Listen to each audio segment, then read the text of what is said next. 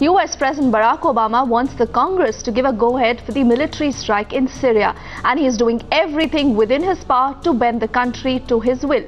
But he faces some strong resistance, not just from the Republicans but also from his fellow Democrats. And in fact, as the Congress is set to vote today on the military action, the whole world awaits to see if the Obama, in fact, government manages to swing the tide to his side. As US President Barack Obama looks for the congressional support for his armed strike against Syria, the crucial vote is awaited today. US Secretary of State John Kerry arrived in London to raise European support for action against the Assad government, meeting the representatives of the Arab League and discussing the Syrian situation with them, weighing the possibility of an armed response to it.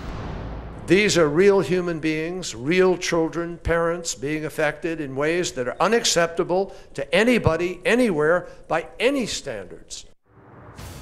Also distributing videos of nerve gas victims of Syria, hoping to build up a consolidated support against the Assad government.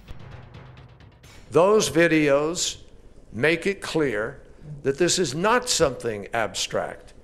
This is not something just reported in the news which you can discard and say it doesn't matter what's happening over there.